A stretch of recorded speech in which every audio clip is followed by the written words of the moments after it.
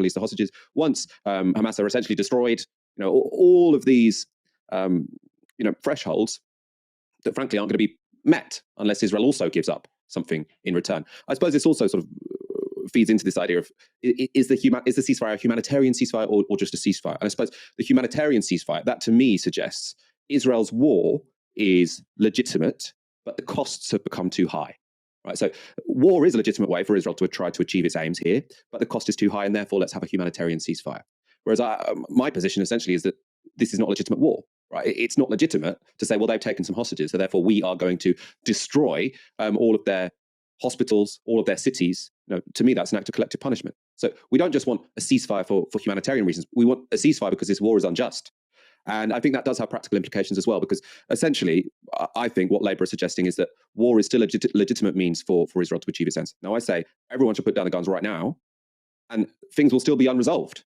Hamas will still have the hostages. Israel will still have shed loads of Palestinians who they are holding without trial. There's going to have to be some negotiations for swaps there. Israel will still be blocking any kind of Palestinian state. Maybe they're going to have to offer that to get some of those hostages back. Right? So there will have to be negotiations. But I don't think Israel should have as a bargaining chip, or we will keep killing hundreds of people every day, which is essentially, Labour essentially saying that is a legitimate bargaining chip. Unless you were saying we want an unconditional ceasefire now. Obviously, it has to involve, Hamas not shooting their rockets either, but they've been open to that the whole time, right? By calling for an immediate ceasefire, what you were saying is that a negotiation needs to happen, and we will keep killing 100 people a day is not a legitimate bargaining chip to bring to that table. And I think, Labour aren't pushed on this because we have a media who tend to ask more about, what about the hostages instead of what about the hundreds of Palestinians dying every day. But there we are. In terms of the government putting forward this motion, so they put forward a motion which is even weaker. They want a temporary ceasefire, potentially leading to a longer ceasefire. So very, almost exactly the same as the Israeli position fundamentally. They're putting that forward. That means that the Labour motion probably won't be heard.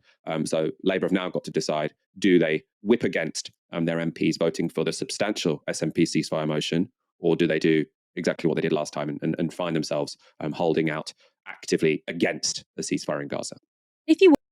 A legitimate and normal response to hostages being taken isn't to kill 30,000 people. Right?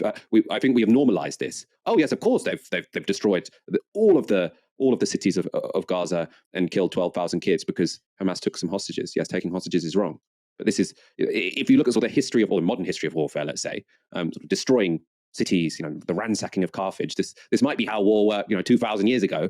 But if you're looking at modern practices of war and what we should consider normal, then destroying the homes of 2 million people because a couple of hundred hostages have been taken, that's not a normal response. And I think it has become part of political common sense, at least if you listen to, the Labour Party, the Conservative Party, the President of the United States, that this is a normal thing to do. And it's not. That is collective punishment.